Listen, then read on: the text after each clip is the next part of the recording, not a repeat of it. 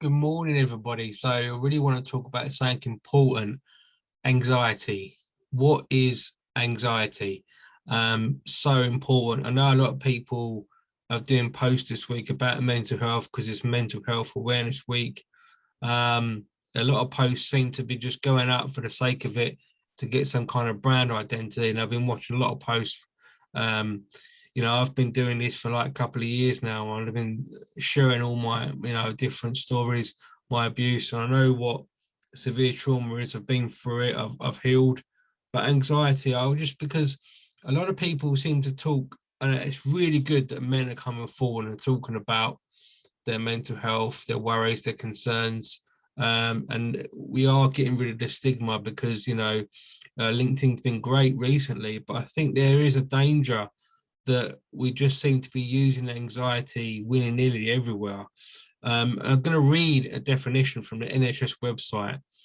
Anxiety is a feeling of unease, such as worry or fear, that can be mild or severe. Everyone has feelings of anxiety at some point in their life, and that's true.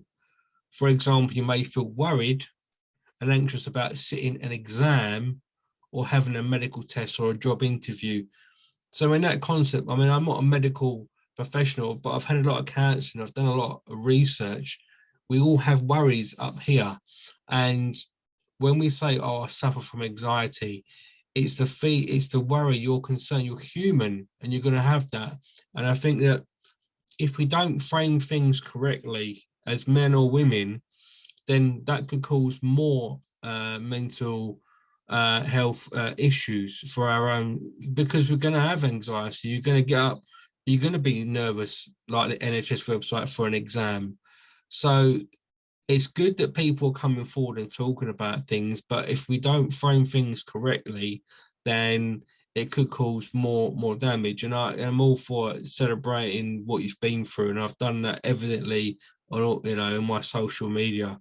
Um, and it's good to get, and I do that for a reason, because number one, it provides a case study for people to come forward, and where I go quite deep and narrow, other companies can use that as learning resources. But if we're going to move forward as a society and we're going to have good mental health, it's about framing things correctly and accepting that as humans, we're going to have worries.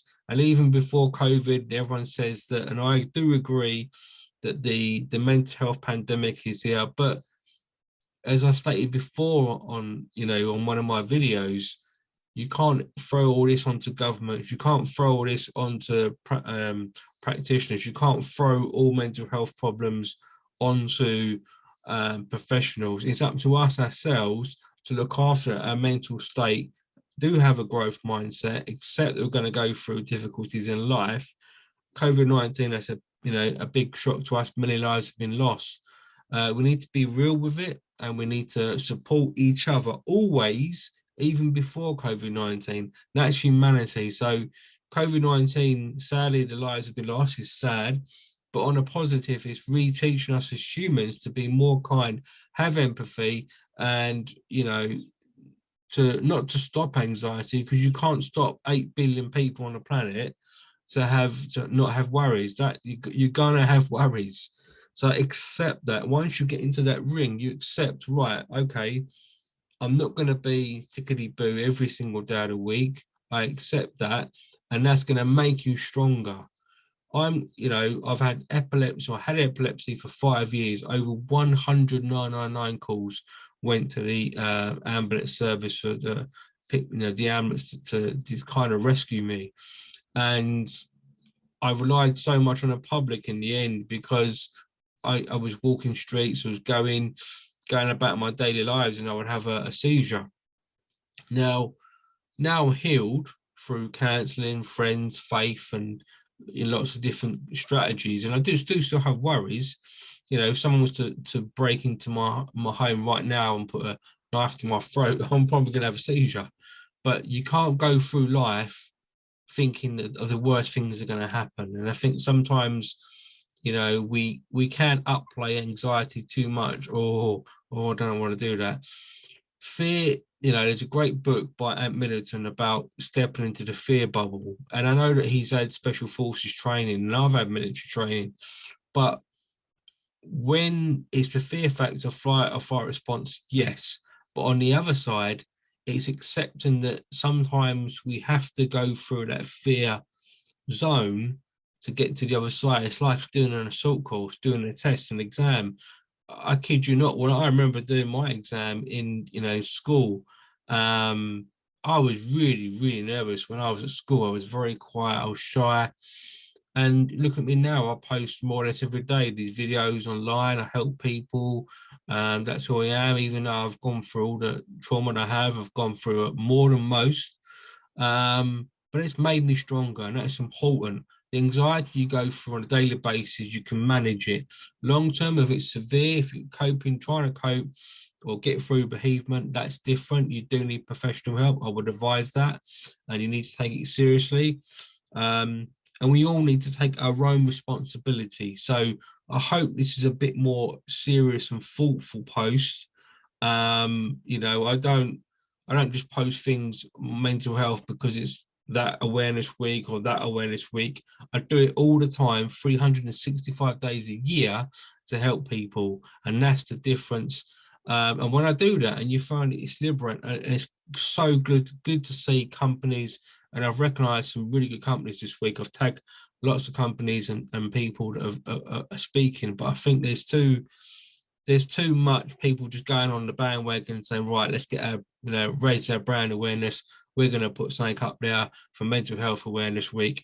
And I've looked into the post and I'm thinking, yeah, for someone that's been through the real stuff, the way that some of the posts are coming through, it looks too false. And I'll make that statement. So if people want to come and dig at me, I'm here, fine, no problem. But sometimes, unless you've been through severe, I'm not saying we can't downplay any anxiety, that's important.